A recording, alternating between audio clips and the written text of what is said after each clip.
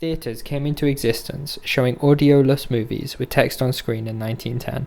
These theatres would show the same movie all day long with only one admission fee, meaning that customers could stay as long as they wanted. However, it was in 1913 that Niels Granlund had a great idea for promoting his Brooklyn play that was being performed in New York City.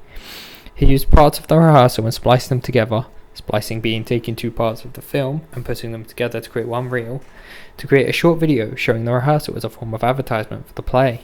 This was a grand idea from Niels, and an even greater success, increasing the publicity of the play by a lot. This idea was then used again by Colonel William Sieg, who adapted a set of newspaper shorts into a 13-film series called The Adventures of Kathleen, which included the introduction of cliffhangers, using the trailers to build excitement for each new film in the series. This use of cliffhangers would keep the audience coming back by building anticipation. Progressing on, in 1916, trailers were primarily made by theatres themselves. However, a certain big corporation was the first big studio to invest in making their own film trailer studio. They were called Paramount. In 1919, the National Screen Service, NSS, began their takeover of the trailer business, turning trailers into profits. It became the only major trailer producing company for about 4 decades, which is a stunning amount of time. The company held this monopoly, and even though it wasn't enforced, theatres and directors would use them to make trailers due to it being one less task, while the NSS managed to gain a small amount of royalties for each film trailer it produced, making it profitable for themselves. They even spliced in titles and text specifically for each trailer. The 1920s had a much lower viewing of live performances at this time, which impacted the amount of people who were going to the theatre. Theatres also opened a lot more due to this. This would then impact the amount of people who would view trailers. In 1927, specifically, The Jazz Singer had developed a trailer with audio, which then further revolutionized the industry. After this, trailers would all eventually come to use these techniques to make ads interesting and more appealing. At and around the 1940s, the NSS had almost complete control over the trailer industry, having formed contracts with most of the big Hollywood companies who still made their money by renting trailers and producing the majority of trailers. They had a good consistency with trailers, which allowed them to use the same format, and to develop and hone their skills using the techniques via this. The wipe transition was also introduced, allowing films and trailers to move from scene to scene with a simple wiping effect. This would also have kept the audience interested due to how there wasn't just odd jump cuts that would jar. In 1960, the NSS lost almost all of its monopoly, as new directing styles came in and took over as a new way to advertise films.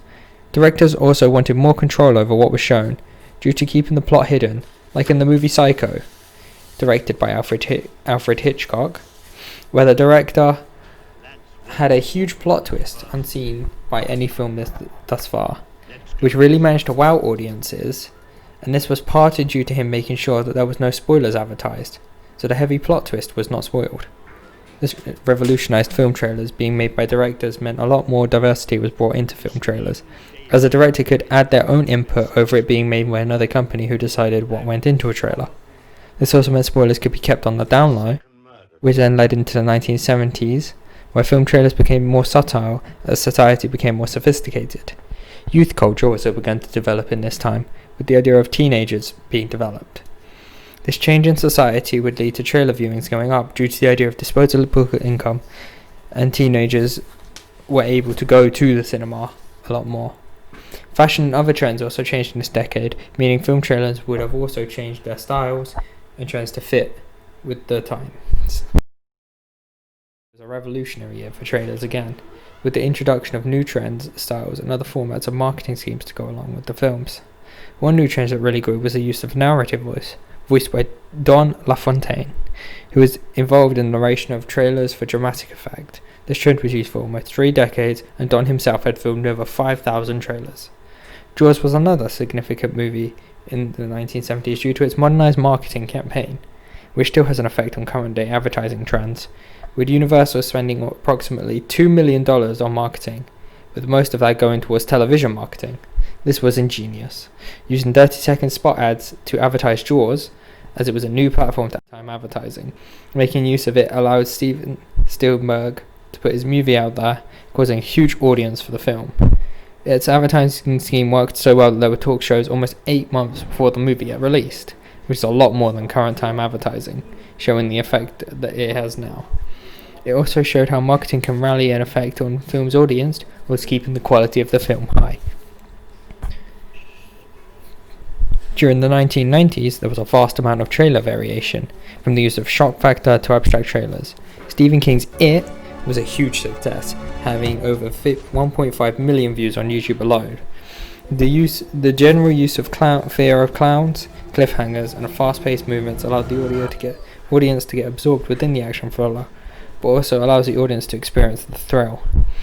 The use of costumes and makeup had really improved to look significantly more realistic, especially with the development of special effects, which had been newly introduced at the time.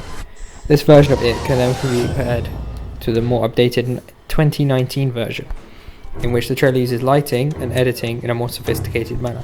Shots are also more intricate, with more special effects usage, but also CGI in the newer version, which is a newer kind of effect. The quality difference within the two trailers really shows too, with the camera quality in the 29 version of It being much clearer and less grainy, showing the evolution of technology and what is capable now compared to back then. More modern movies, like Black Panther, which was made in 2018, are more likely to be a part of a franchise or series, meaning scenes from its previous films may make it into trailers. Next film. Black Panther does exactly that, almost acting like a recap for the previous film. There is also a lot of CGI and screen effects within the trailer, which is a much newer technique to show the scene of the film, which is a lot more technologically advanced. This usage is used to build anticipation for the movie while also providing lots of awe, due to how advanced and different the environment looked. The teaser trailer alone got 89 million views, which is an incredible amount for a second clip.